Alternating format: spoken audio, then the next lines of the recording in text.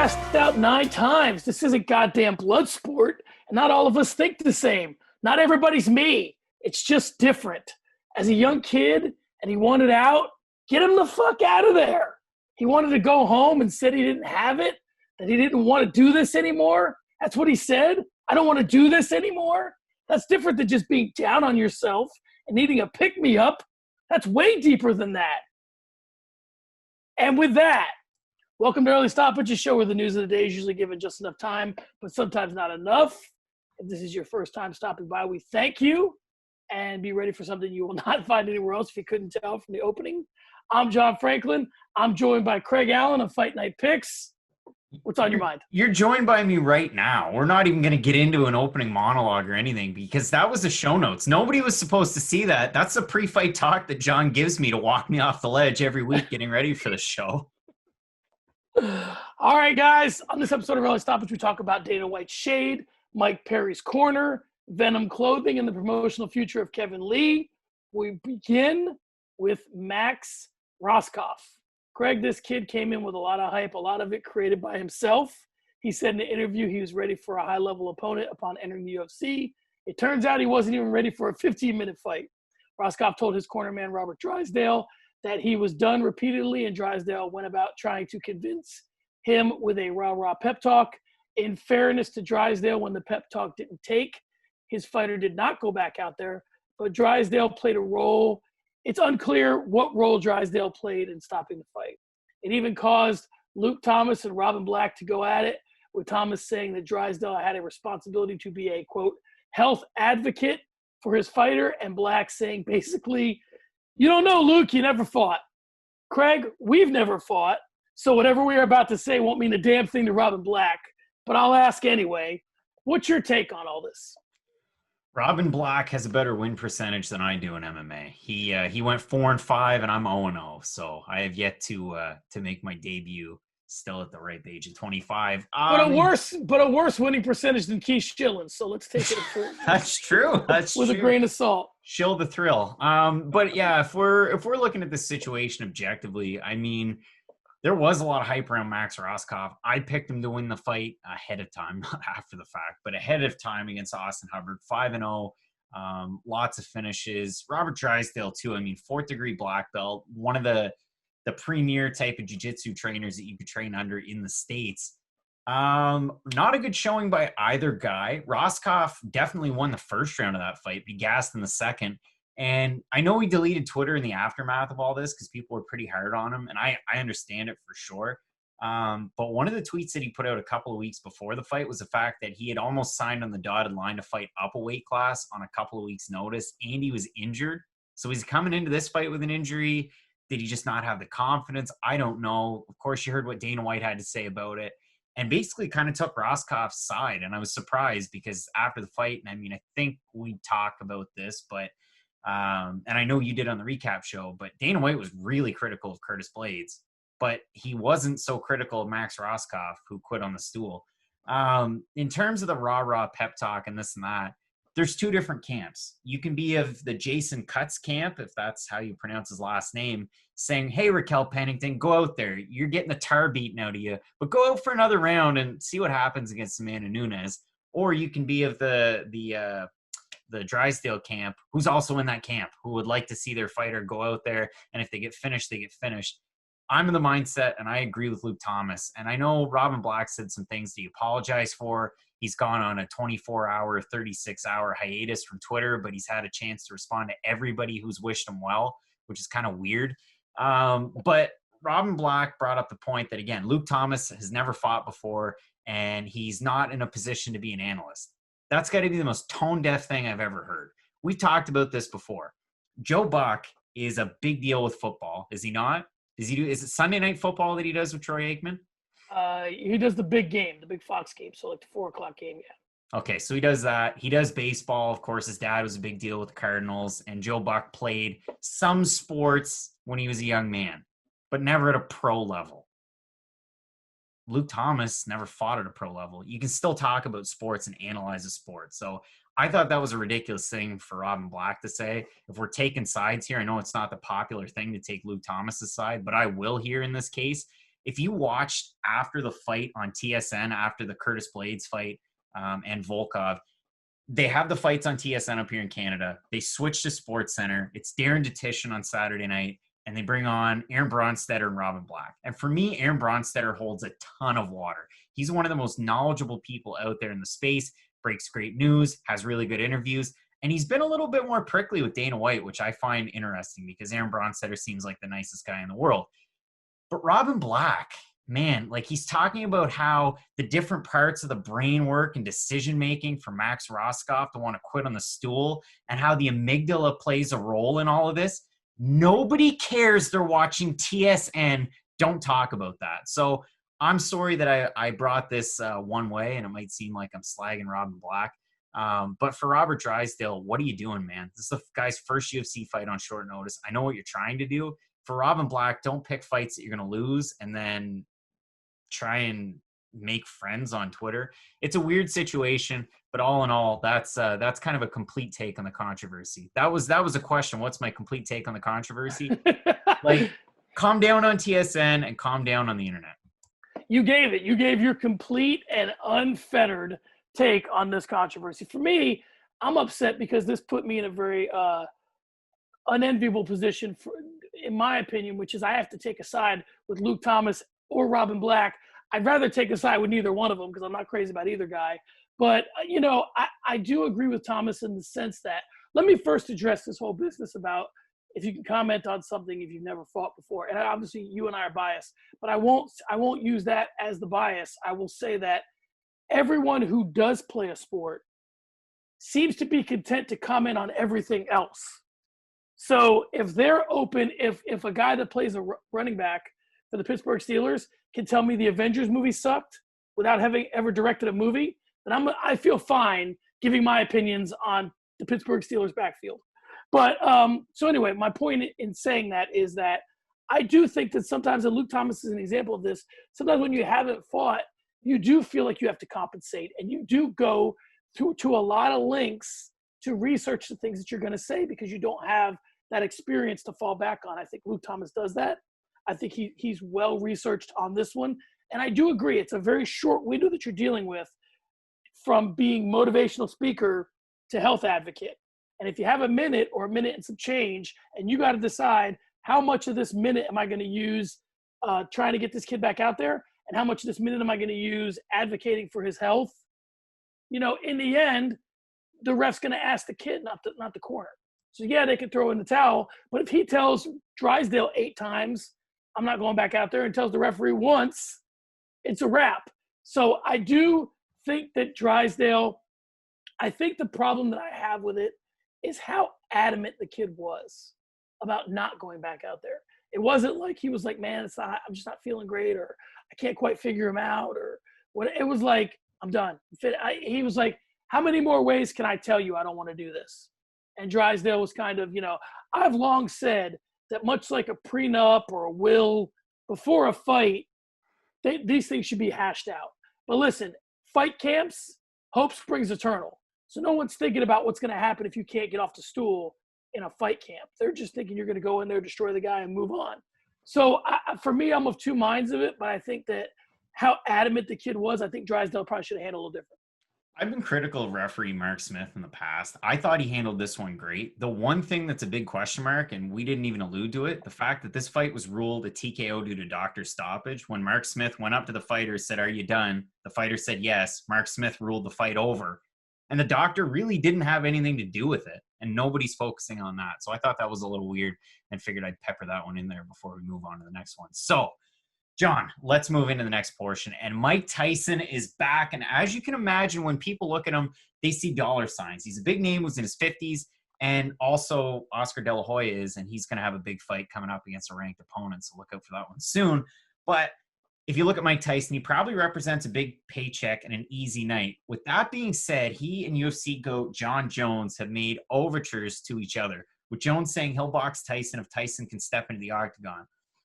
Listen, is there anything here, or is this just a couple of guys who needed to send a tweet and keep the social media numbers up? I think it's more that than anything. I think that I can't imagine a scenario where, of course, this fight would be interesting.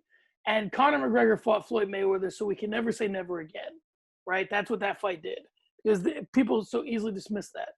I don't know that I have an interest in Mike Tyson fighting John Jones, but listen, here's the problem that you have with Mike Tyson. Anybody that is at his caliber isn't a big enough name for you to want to watch them fight. So yes, he's going to have to get in there with somebody who may be better than him. I think this fight is interesting for one very important reason. John Jones is in his prime athletically, and Mike Tyson's probably still a better boxer. So that makes it interesting.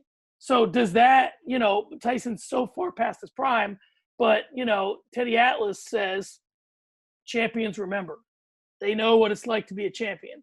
Now, they might not still be able to pull the trigger like they used to, and I don't think Tyson will be able to do that at 54 against a 40 or 35-year-old top 50 in the world heavyweight boxer. But against a guy that's never been in there and has a unique pressure on him that he's never had before, it could get interesting. So, of course I would buy it. Of course I would get it. If Mike Tyson and John Jones are going to stand across from each other in a boxing ring, I'm going to watch it. But I don't think that there's any legitimacy to it actually happening. Would you watch if Henry Cejudo fought Ryan Garcia in boxing? Yes. You're a wild man. In terms of the question at hand, I think it's all about the social media numbers. It's really weird to me, and I understand it. Mike Tyson, kind of the role that he plays now, he has a big podcast. He's an advocate for marijuana and the toad, which is quite strange. If you were a fan of Mike Tyson in the 90s, to look at him now. But it's weird because he always talked about, I don't like to have an ego. It was bad when I had an ego. I wasn't a good person with that. And then all of a sudden now, he's back to training. He's back to sparring. He looks like $1 million, and we're talking about him fighting all these big names. The crossover fights between MMA and boxing, you're right. Ever since Mayweather and McGregor, they've just sparked right up. Nobody was calling for those fights after Randy Couture fought James Toney. I mean, I was a very, very young kid when that happened. But were there many calls for that at the time? No, I thought that Randy Couture, and I was your age at the time, but I thought that Randy Couture kind of put that to bed.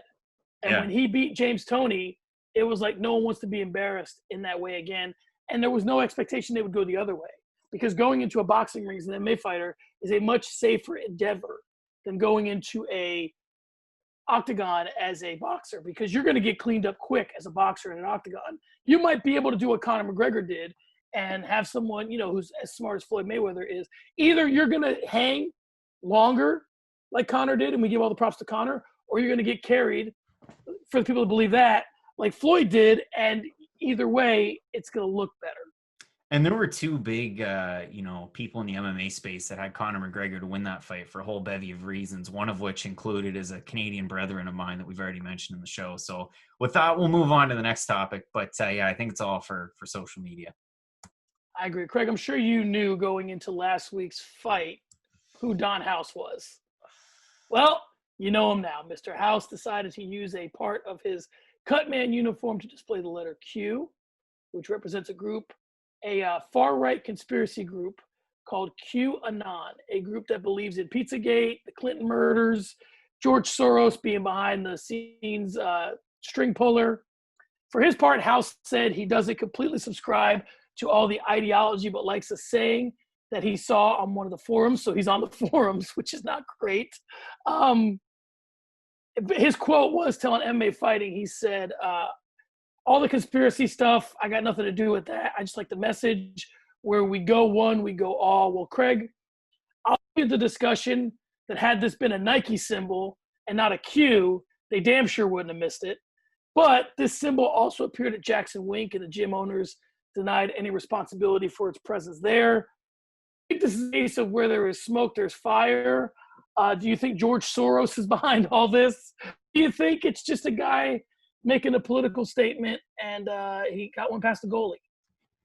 I think it's probably the latter. If you're asking me if I believe in conspiracy theories, this isn't the place.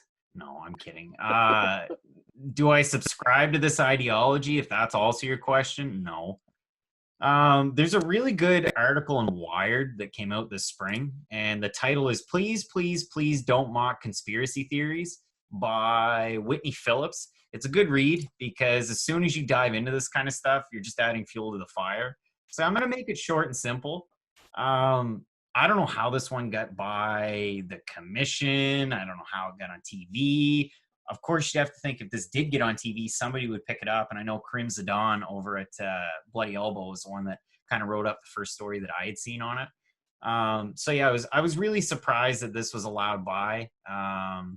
You know, I look at Stitch and Dana White, and it reminds me of the president and the leader of a far, far away nation, the biggest nation in the world, where he said, "No, we are not friends."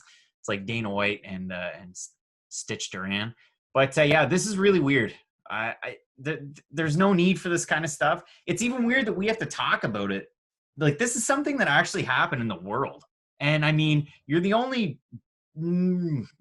sport, of course, we cover, but you're one of the major sports that's back out there. I know we have baseball coming back, basketball, hockey. You've got MMA, you've got NASCAR, you've got golf, you got soccer, EPL's back. But like, apart from that, there's not a whole lot. So yeah, this is going to gain a lot of attention. And to me, to answer the question, I think it's just one that kind of slipped by everyone, but it shouldn't have. It really shouldn't. Well, it shouldn't have. Well, you know, I'll say this, and I'm not a First Amendment freak by any means, but I will say this. I'm not from your country, so I can't comment on that. If you're on Twitter, right, there are things that are kind of like on Twitter, and you'll see them and you're like, okay, is this going to be a big deal or not? Some things, like we talked about last week, the Chris stuff gets traction and other things don't. And there's all kinds of rumors that end up on Twitter, and some like go places and some don't. I will say this. I'm not a huge conspiracy theory guy, but I don't know if any of this stuff is true. How could I possibly know? Yeah. So my point is that is it okay that this guy was advertising a conspiracy group on his Cutman uniform? No, because he is not the person who dictates what can be on that Cutman uniform. But if he wants to have an affiliation with this group about the things they talk about, he has just as much right as people that I agree with do. And sometimes I have to remind friends of mine that whatever side you're on, the other side thinks you're as crazy as you think they are. And I don't want to just put this kid or this guy, because I know how you hate when I call people kids. This guy's probably older than me. But you know how I don't want to put him into a box and say, because I disagree with you, you have no right to say what you have to say. I don't know that what he's saying is true or false, so he has the same right to run his mouth as I do. And that's a really good point that you bring up. And that's something that I see in, every community that you could be a part of. You could be an MMA fan. You could be a fan of mountain climbing. You could be a swimming freak. There's going to be people in two different camps of whatever ideology you subscribe to. And if somebody else disagrees with you, big deal, move on. Like, don't just find the hill to die on. And again, if you're in the mountain climbing camp, please don't die on any hills. But yeah, if you don't agree with somebody, like, who cares? Don't let it ruin your day. I mean, John and I disagree on a lot of things. I mean, you heard this terrible pep talk that he gives me before every single show. That made it to air. So keep that in mind there, and we will move on to the next topic, and it's just going to get even more wacky because, John, we talked about corners a lot, and Mike Perry may have the answer to all of our prayers. Perry's approach is to have as few people as he can in the corner, and for the person to be grossly underqualified. He plans to have his current girlfriend, and we're not talking about the Platinum Princess. Now it's Latori Gonzalez in his corner. Now, Perry's done this before by putting an ex-girlfriend, like I said, in his corner, but she at least competed. She competed on Submission Underground. So, John, what do you think this is? Is this Mike Perry trolling everybody? Is it him making a statement about how unimportant coaches in your corner are? Or is this just him wanting his girl to get him in the right headspace before the fight? Let me approach this from a couple different angles. Let me first start by saying this. And I want to have some here in the discussion, because the fact that she is his girlfriend makes her easy to be dismissed, right? And not competed, and his ex-girlfriend did. So on the hand, we could say, well, his ex-girlfriend's more qualified to be in his corner. Here's what I want us to not into trouble in this discussion, because if this were his brother, no one would care. No one would care if his brother had competed. No, if it was his father, no one would care.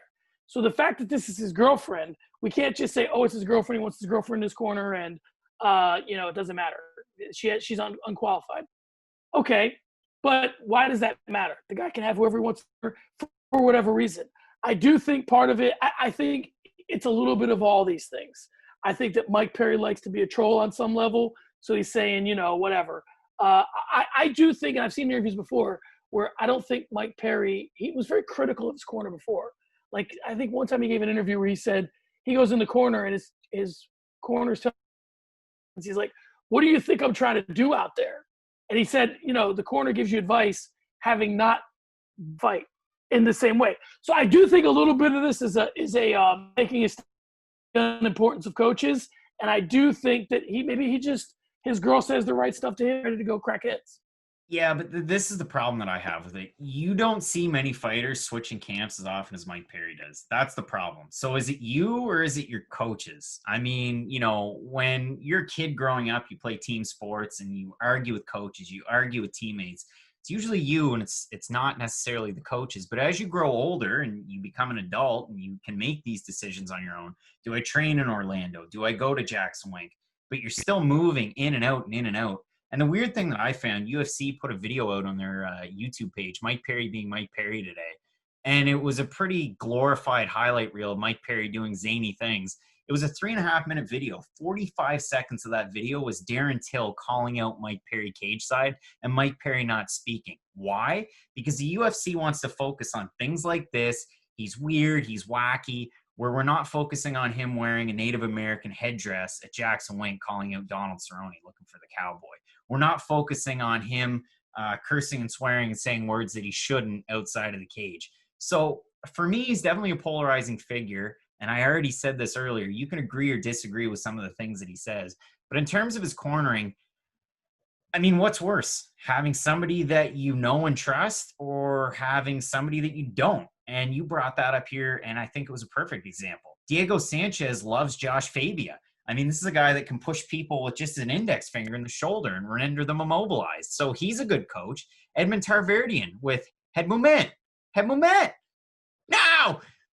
I'm sorry that I yelled through the mic there, and I will adjust that later on. But in terms of having Latore Gonzalez, it might not all be a bad thing. I think it is a little bit of a troll job, and it deflects a little bit of the pressure away from the fact that he's 6-6 in the UFC so far, and he desperately needs a win here.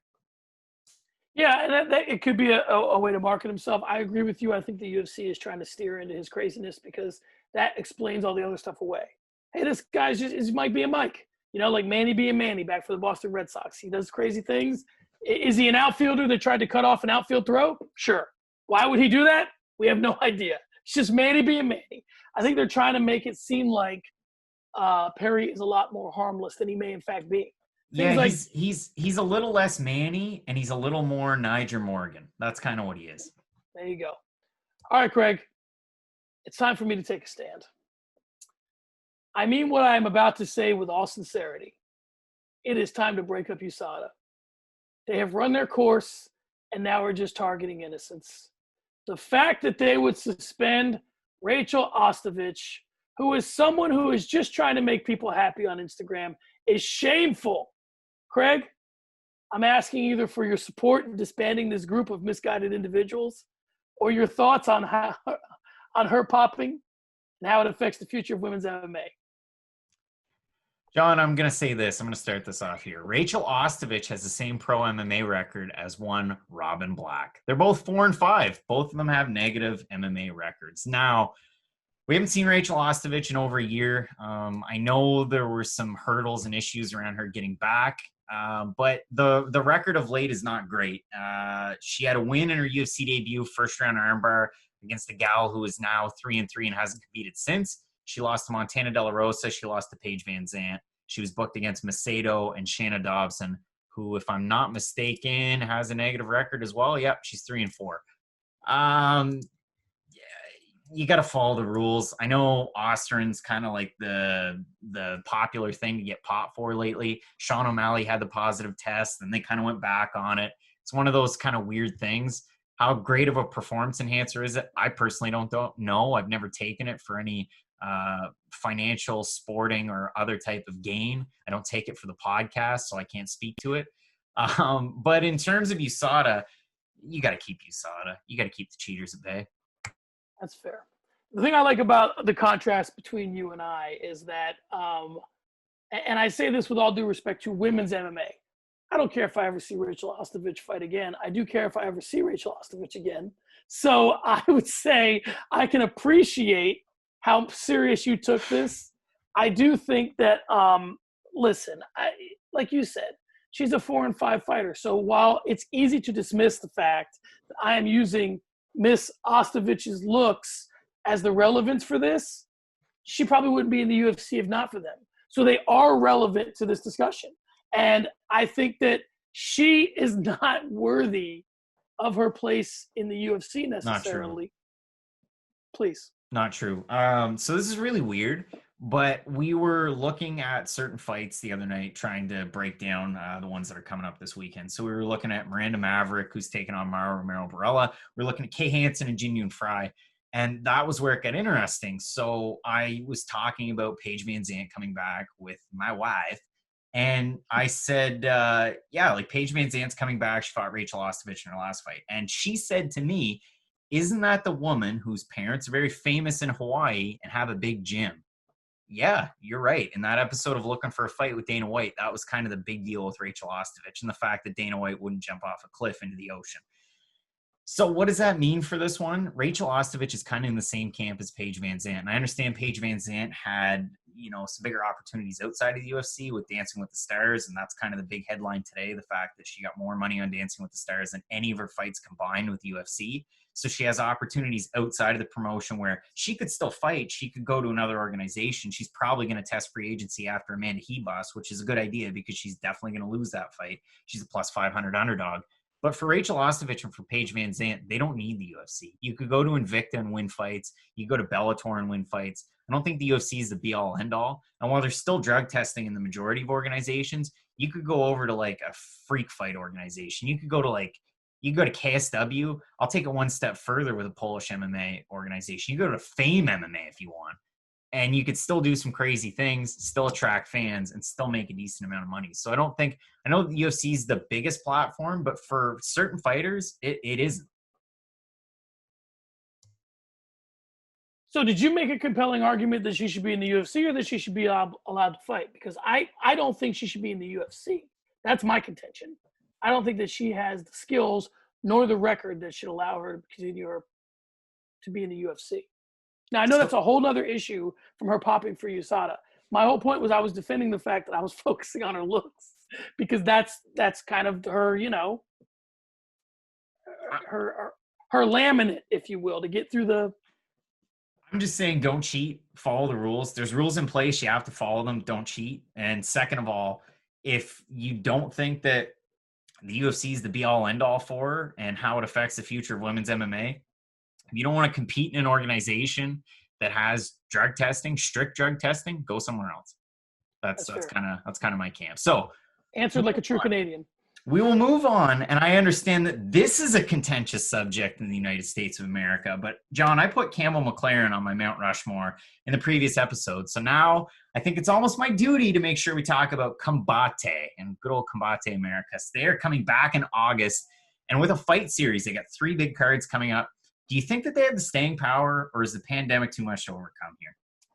You know what? I've long wondered about Combate Americas. I went to one in Tucson. It was a great show. I had a lot of fun.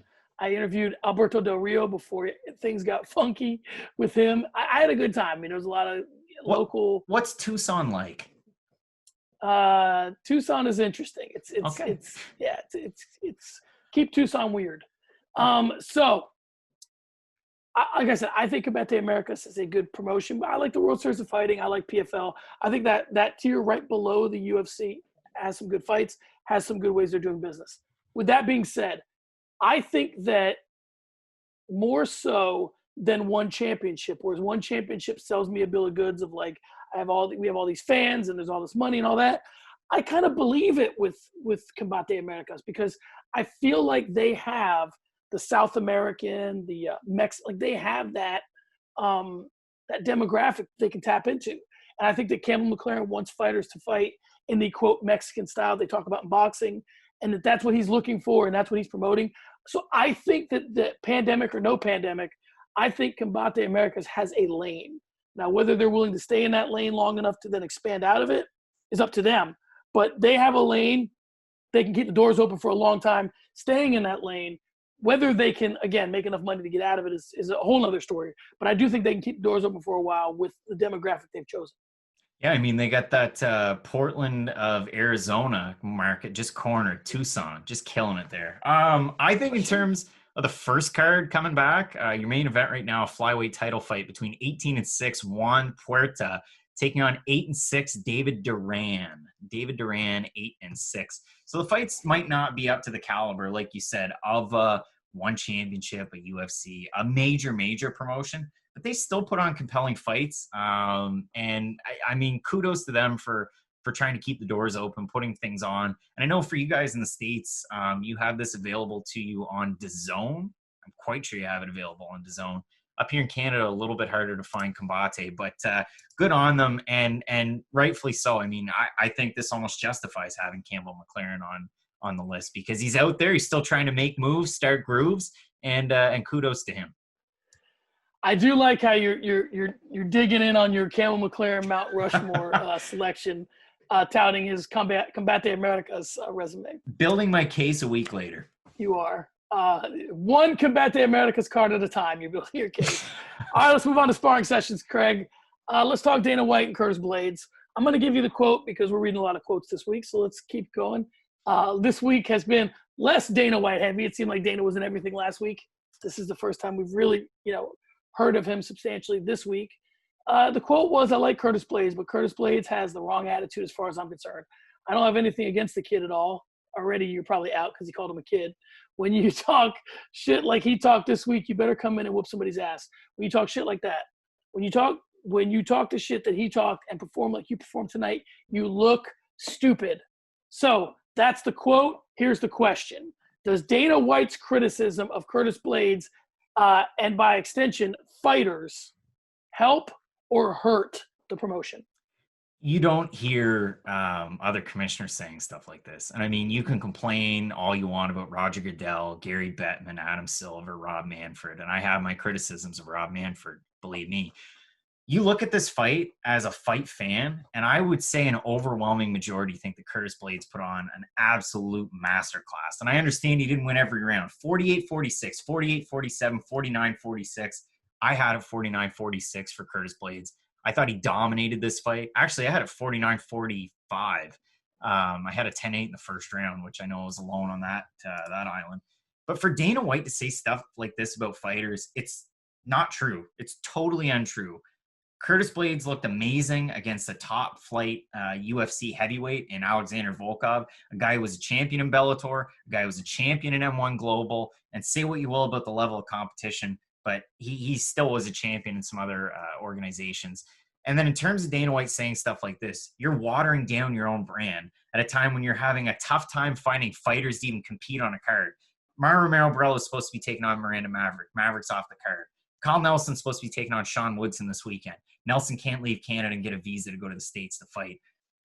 You've seen it time and again over the last couple of weeks where Matt and I make these silly little prediction videos, and then a day or two later, whoops, we just made them work for nothing because a fighter's hurt, a fighter couldn't make it to the card, what have you. So you're already in a precarious position. You have stars. Curtis Blades is a star in the UFC. A lot of people think that he could be, without Cormier Miocic, if he caught Francis Ngannou on a good day, he could beat him and be a long reigning UFC heavyweight champ. I'm not joking. There's people out there that believe that. And I can side with them in certain aspects for sure. You can make that case if you want. So for Dana White to say this when we're in this odd time in the world, it's absolutely ridiculous. You're hurting your own brand because it's just not true. And then you're hurting the UFC. And if I'm an executive at ABC or ESPN, I'm going to say, whoa, pump the brakes here, because we have a limited amount of events. We have these big opportunities on big ESPN to show these fights. You want the promoter to try and promote these fights, not drag these guys down. So I think it's absolutely ridiculous that he had these comments. And I'd really like to see if you're as heated about this as I am. I'm not. I think exactly the opposite of you. You son of a gun. And here's why. The thing that I love the most about this show is that you and I are similar enough that there are times we see things similarly, and we're different enough. You know, you're younger than I am. You're Canadian. I'm American. We have enough of a difference that something like this really highlights it, which is to say this. Dana White understands that controversy and rivalries and beef sell. And if he has someone who is not going to create them themselves, then he'll create them. He's not reading from Adam Silver's book, and he's not reading from David Stern's book. He's not reading from Roger Goodell's book. He's reading from Vince McMahon's book. And Vince McMahon got in there. And trust me, if Dana could get in there, I wouldn't put it past him. So my point is this. When you say Curtis Blaydes is a star, I say by what metric? A star to me is a guy who can get a title fight off 2 losses. Yoel Romero's a star. Jose Aldo's a star. Curtis Blaydes can't get a title shot off 8 wins, not much less 2 losses. So is he an amazing fighter? Yes. Is he the Liam Neeson of UFC in the sense that he has a very special set of skills that leads to these victories? Yes. Does any of that make him a star? No. And I will further dig in on my point by saying you and I would not be talking about Curtis Blaydes today if not for what Dana White said. John, I will find you and I will kill you. And that's the best Liam Neeson that I have for this week. Listen, I personally do believe that Curtis Blaydes is a star. I can definitely hear your side of the argument. I just think, again, this might take away from my point a little bit. You're already strapped to find people to fight at these events. I mean, look at the card that we had before. You had Jessica Ai and Cynthia Calvillo. Are they stars? Kinda, but not really. So in terms of this one, at least you did have some marketable names that people recognize. Curtis Blaydes kind of talked the fight up beforehand. He was getting things going on social media. He's basically saying he's going to mop the floor with Volkov. And to an extent, he did. But I think he's a big enough star that with a performance like that, to me, looking at it from just a pure sporting perspective, if you put on such a great performance, you deserve the next step up. Which, unfortunately, in his case is Ngannou, Miocic, Cormier, and the top 2 cancel each other out. You're left with a trilogy where he's already lost twice to him. So it's difficult to make that case, but I think it's almost warranted just based on the performance. But I do agree with you to an extent that Dana White's a promoter. He's trying to amp things up. He's trying to piss Curtis Blaydes off, so Blaydes comes back firing at him on social media, comes out, and then Blaydes is so upset that the next time he goes out and fights Ben Sassoli or Greg Hardy or name your heavyweight fighter, he goes out there and beats the wheels off him in the first round and says, hey, Dana, shove it. I want a title shot. And I'm sure that that's what Dana White's doing. It's just not nearly as diplomatic as the other commissioners. But there's a reason why it isn't, because he's not a commissioner and he still has a stake in the company somewhat in terms of his pay and how that's concerned. Yeah, and lastly, I just think that, I mean, it depends on to what extent Dana White's playing chess and the rest of us are playing checkers. If he's really playing chess, he knows that insulting Curtis Blaydes drives his price down, and he's using it as a way to suppress fighter pay. So there's one thing. If he's really playing chess, he goes, you know what, this guy had some problematic comments about the Rachael Ostoviches of the world, and he kind of got on the wrong side of the issue with women fighters and how they portray themselves. So did you, Let me take focus off of that and have everybody talking about the fact that, because we didn't bring it up. So have everybody talking about the fact that, Curtis Blaydes is being disrespected by me as opposed to who Curtis Blaydes is disrespecting. Because Dana's like, I can handle it. And if he's really playing chess like that, kudos to him. I do think sometimes he lets his emotions get in the way of his promotions. And I think that he did that here. All right, Craig, let's move on to one of our favorite segments we haven't done in a minute. In the spirit of F, Marry, Kill, we are going to do Keep, Promote, Cut. I picked 4 divisions, and everyone on these lists are 2 losses in their last 3. So my question to you is who you're going to keep, who you're going to promote, who you're going to cut. We'll start at 155 pounds with Al Iaquinta, Kevin Lee, and Bobby Green. Keep, promote, cut. Oh boy, so let's hash this one out. So Iaquinta's lost his last two. Kevin Lee, the big win over Gregor Gillespie, follows it up by Charles Oliveira and just getting murked. And then Bobby Green, who's on a 2-fight losing streak. And you talk about beating the wheels. He didn't beat the wheels off of Clay Guida, but he beat him bad enough. But the problem is Kevin Lee's main evented, Iaquinta's main evented. When was the last time you saw Bobby Green in a main event? That's the trouble. I mean, I think Bobby Green's a great fighter. I love the boxing, like the shoulder lean and the fun stuff that he does. And his takedown defense was really good against Clay Guida, who's a good wrestler. That's just all recency bias. It's tough here. If it was me, you keep Iaquinta, you still promote Kevin Lee because he's a polarizing guy. You have him fight Chiesa at 170, who's a force, and that fight should never happen, but don't talk about my mom. And you cut poor King Bobby Green, which is a shame because I like Bobby Green. It's tough, man, because I'm from the camp of, and real quick, speaking of recency bias, it can be heard on the weekend on the recap show with Hot Take Kate. For me, I'm getting a little sick of this Kevin Lee's supposed to be a star thing, and it's just not coming to fruition. I bought into the hype. Me too.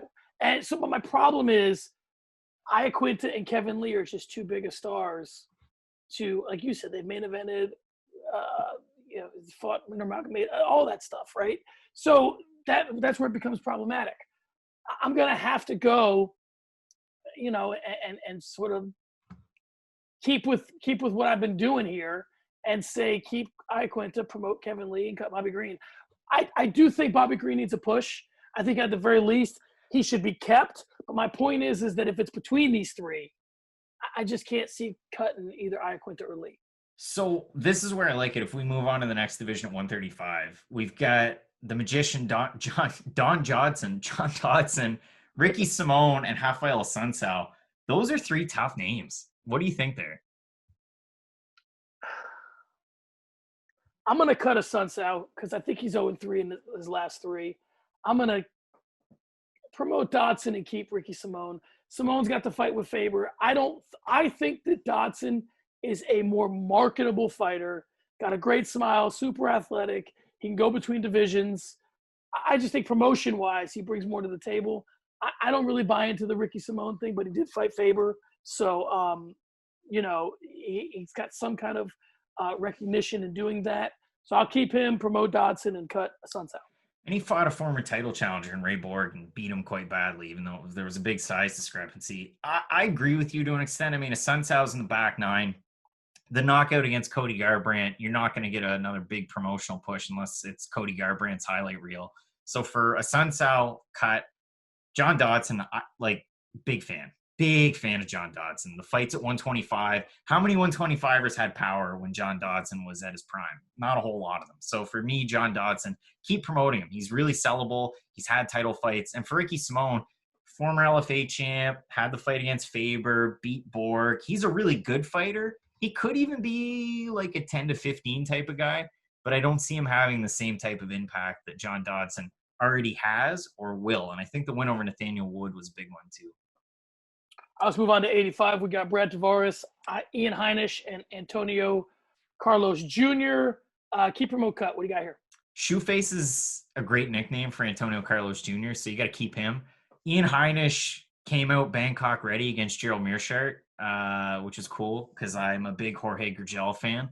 So for me, you keep Ian Heinisch and promote him. You're just keeping Shoeface, promote Heinisch. Brad Tavares, end of the road. I mean, Extreme Couture guy, he's been around for a long time, but he's been on the wrong end of some highlight reels too. I like Tavares, so it's tough for me. Why? He's the guy. I've met him. And I like him in that way. Not necessarily. I like Matt Allen, but sometimes I'd like to get rid of him. That's fair. We'll do keep promote cut for Fight Night picks next week. So I gotta agree with you here. I mean, I think that Heinisch has the Contender Series. Like he's a guy that it always seems like he's in. Something's always up with the guy, right? He's always doing something. He's good on the mic. So I'm gonna agree with you. I'll keep Shoeface, promote Heinisch, and unfortunately, we gotta let Tavares go. All right, so if we look at heavyweight, we've got two former UFC champs and a former M1 Global and Bellator champ. You know where I'm going with this. Junior Dos Santos, Alexander Volkov, Fabrizio Verdum. Keep, promote, cut. That's a tough one. It is, and because of one, recent performances, two, age, right? For me, listen, I'm gonna go ahead and do it. I'm gonna keep Verdum. I'm gonna promote JDS and I'm gonna cut Volkov. I get where that face comes from. I just gotta go with the guys I think that are gonna in the heavyweight division. I feel like I get more matching up Verdum and JDS with like listen, man, when it comes time for Greg Hardy to fight somebody with a real name, like a real name, JDS and Verdum might be those guys. And if I can't make that fight, listen, he fought Volkov, nobody cared. So I'm gonna cut Volkov just because I'm more the guy that cares about names than you do. So that's how it's gonna fall for me. Well, the thing is, UFC agrees with you, because if Alexander Gustafsson is to come back, he's going to fight Verdum, which makes absolutely no sense. Verdum, and this was something that I used in the video previewing Tanner Boser and Felipe Lins. I said that Felipe Lins, when he fought Andrei Arlovsky, looked like a bag of milk. And then everybody's sitting there scratching their heads thinking, what's a bag of milk? What are you talking about? We have bags of milk up here. You put them in a plastic container, you cut the tip off, you pour your milk, and then you put it back in the fridge where you have an open plastic bag of milk. And if it's as weird as it sounds, it's true. Verdum looked like a bag of milk against Alexei Oleinik. So cut the bag of milk, you keep Volkov, and you keep, and I keep saying keep, but you promote JDS, former champ. I know Verdum was, but JDS, you can still make moves with him. So yeah, we hashed that out. So let's move on. Kind of a new segment. I want to do it a different way. All right, I want to buy some stock. There's a lot of young fighters, obviously, with the UFC having its contender series. That's where all these fighters are coming from. They used to come from Tough. They come from the contender series now. So I want to go through some fighters with you. And here's the thing. I don't want to say, do you want to buy stock or not? Because that's easy. I want to say you can buy $1 worth of stock, you can buy $10 worth of stock, or you can buy $100 worth of stock. So for each fighter, tell me how much stock you would buy in each. Let's start with Sugar Sean O'Malley. Obviously, his stock is higher than the other fighters, right? So you wouldn't get as much of an upside. He's like Apple or Amazon or whatever was 10 years ago. So if you're going to buy Sean O'Malley stock, how much? Well, I mean, that's tough. Like, what do you want in your portfolio here? Do you want it to grow slowly, or do you want it to $100 a share, buddy? You got to figure out how you want to spend your money. All right. How much money do I have to start? Let's put it that way. Let's make it like one of those. All right, fair enough. You have $150. All right, you have $150. Go ahead. $150. 50 goes to Sean O'Malley. You talk about blue chip stocks. Sean O'Malley's one of them. I know the fight that's kind of getting dangled out there right now is Chito Vera. I'd love to see that one. And then I think, just a couple more, then we're into the top 10. So yeah, Sean O'Malley's probably the safest bet on the list that's going to come up here. I agree with what you just said. For that reason, I'm putting $100 on Sean O'Malley, because I feel like all these other ones, if I can buy them low, and we'll get to that, but if I can buy them low, they have the most upside. So Sean O'Malley, I'm going to go with $100 for him. So I got 50 left. You got 100 left. Let's talk about Agapova. Listen, Yeah, go ahead. People are talking about she looks like Joanna Jędrzejczyk. I mean, she's got this thing about her. So let's talk about her as she moves forward in the division that she's in. If she's championship medal, what do you think? How much of your money are you spending on Agapova? She's kind of like Kazakhstan's Nick Antropov. That's the only fighter, that's the only athlete I can think of from the country, former Toronto Maple Leaf. I'd put 25 and 25 for the 25er. I think she has a lot of promise in the division, in a division where it's kind of lacking for star value. I know we're going to talk about another one of the women in this division, but for me, Agapova, putting on a performance like that, Hannah Cyphers, who's fought some big names, but she was moving up weight class, short notice, whatever. But I think Agapova kind of looks like the real deal. Her only recent loss to Tracy Cortez, which is fine.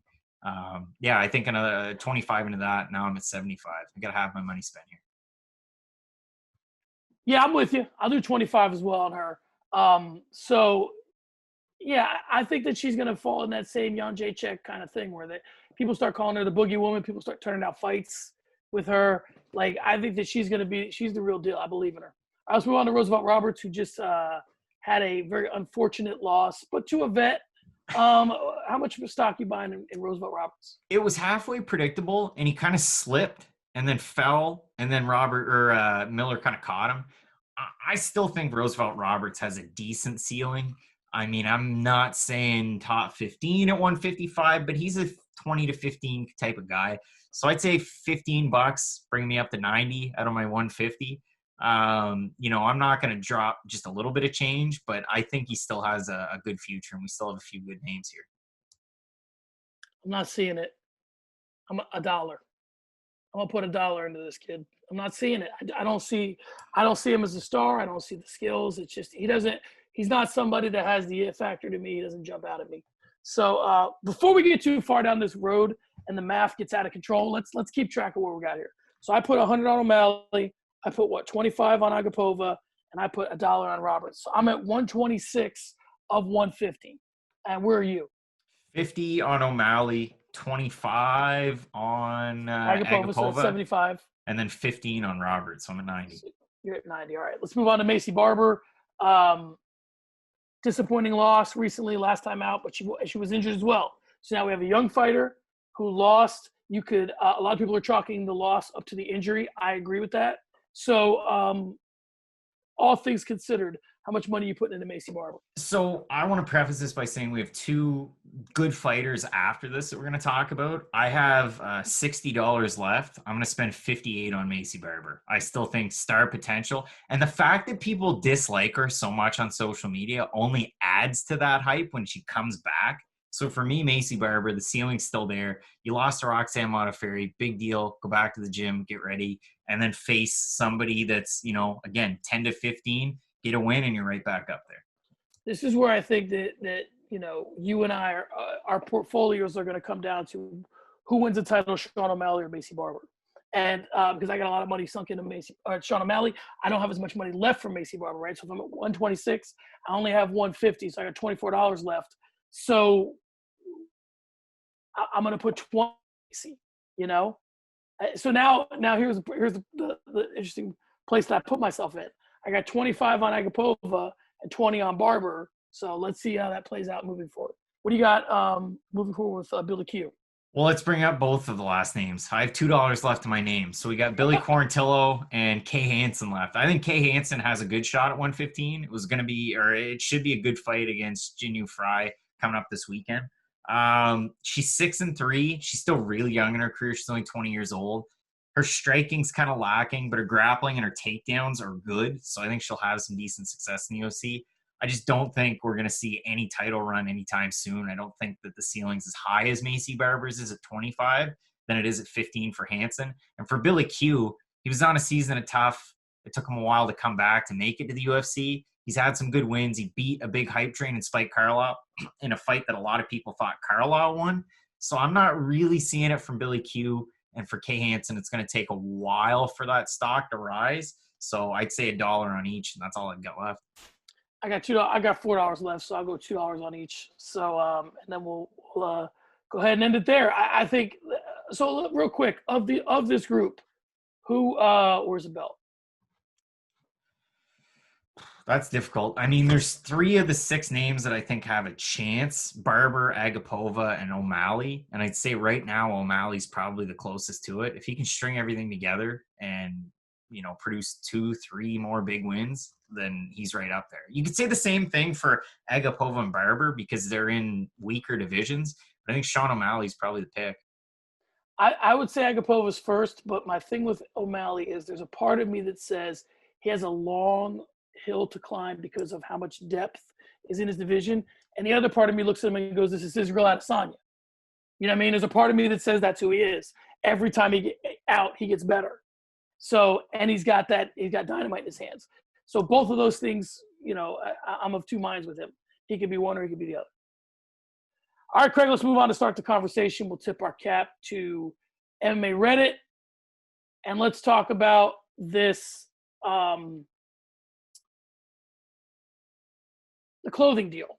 So the UFC has had a clothing deal with with Reebok all this time. It's come under huge criticism. So now they've said that there are 3 finalists for the next deal when the Reebok deal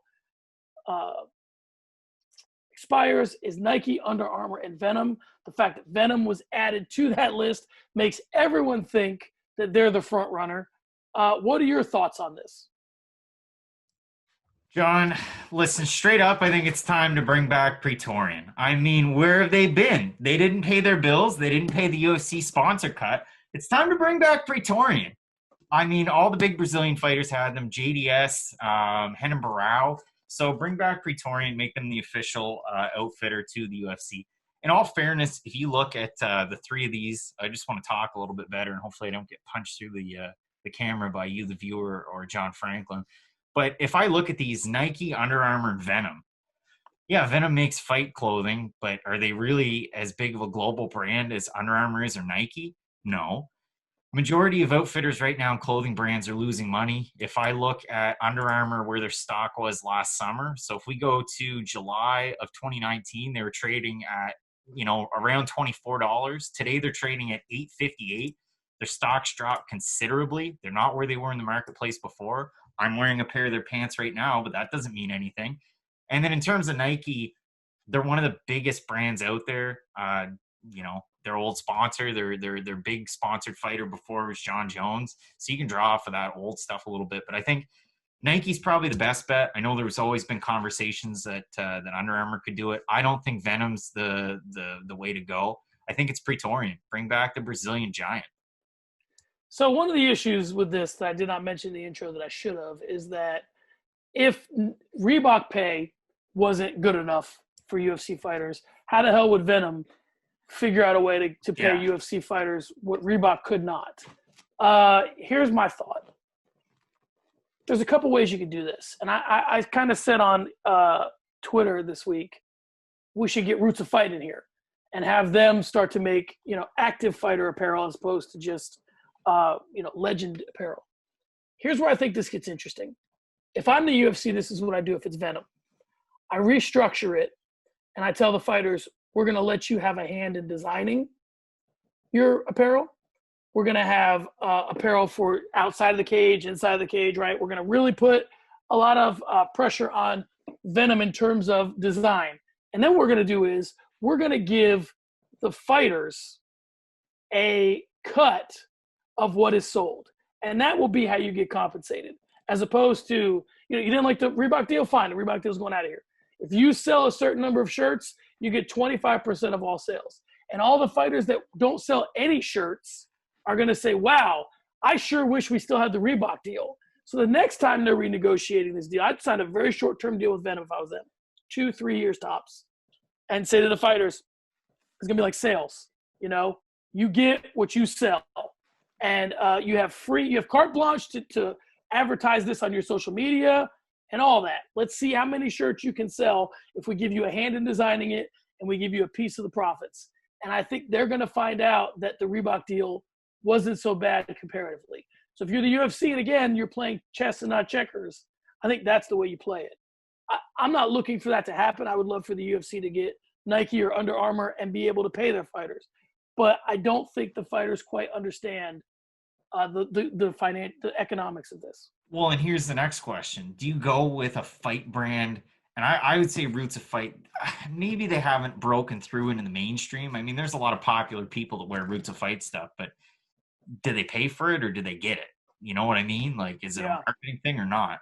So do you go with a smaller company like a Praetorian or a Venum? Do you go with one of those and then hope that it appeals to, John Franklin that's hanging out in Tucson, Arizona outside of a Combate show?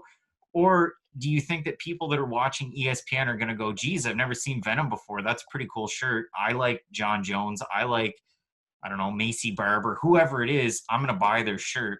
Or if they go with a Nike or an Under Armour, it, again, lends more legitimacy to the fact that we're on ESPN. We have a major sponsorship deal with a big apparel maker like MLB. Their new jerseys are Nike. Or like, who makes the NBA jerseys now? Is it Adidas?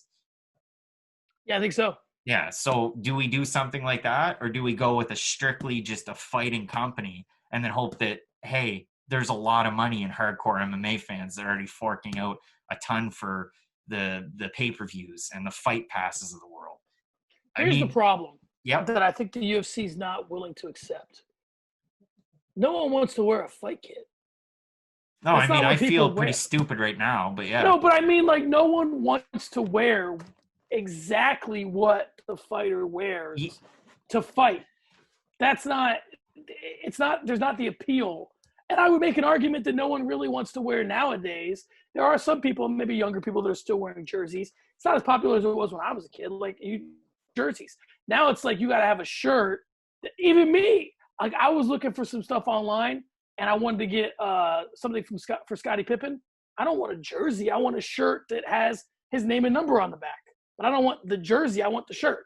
So for me, I think that they don't understand, some of the stuff that Roots of Fight came out with for GSP, some of the stuff that Affliction had for GSP. There's certain things that fans really liked. Some of the stuff that Under Armour had for GSP. Right. I think that the problem is, for some reason, leagues have never been able to really make good apparel.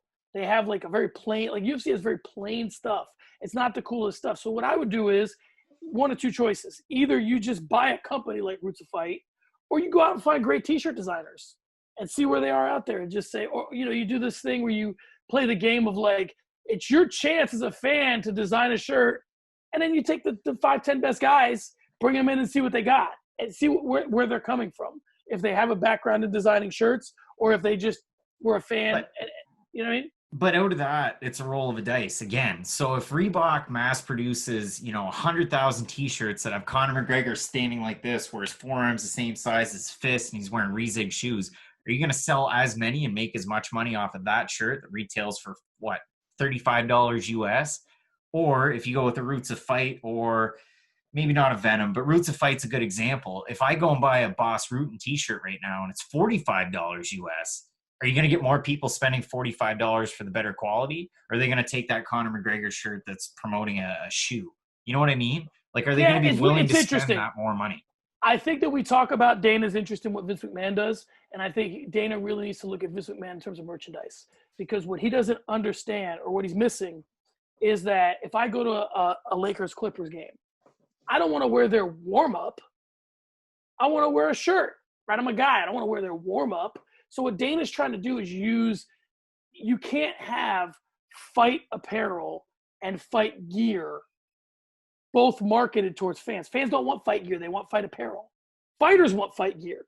I don't want to walk around in a full fight kit. And the reason why it worked before, and what Dana's missing, is because GSP would wear a gi, but most fighters would wear their fight shorts and then a shirt that you could buy in the lobby that you would like to wear. It wasn't some whole get up that matched and this whole thing. Nobody's looking for that. They really aren't. And I think that you got to get back to what Dana White does what Vince McMahon does is he creates all these shirts and then has his wrestlers wear them. So Austin wears an Austin 316 shirt, and it's a cool looking shirt and people want it. Austin doesn't wear what he's going to wrestle in, right? The UFC is not trying to sell Bret Hart's trunks.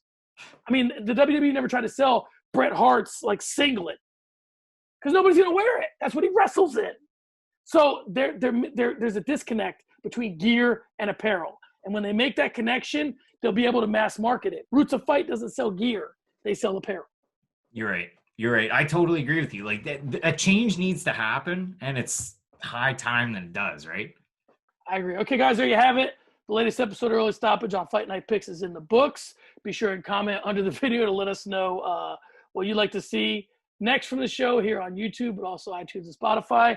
I am going to say that I'm very disappointed that no one wished me Happy Father's Day for Craig and Matt, but I digress. I'll live. You guys are going to blast me in the comments. You might as well at least wish me Happy Father's Day. If you want to take shots at Craig or I on Twitter, he can be followed at Craig Allen FNP. I can be followed at the Cornerman. The fight has been stopped. We'll see you next week. Craig, say something witty. Egg milk is a thing that exists in Canada from Ontario East. So if you're hanging out up here, which the borders aren't going to open for a while, next time you're out, get yourself a nice bag of milk. You guys are familiar that you can put it in a plastic container, right? You know that technology exists? We have cartons. We have cartons too, but there's two separate things. Oh, yeah, that's weird. It's weird. All right, guys. We'll see you next week. Peace.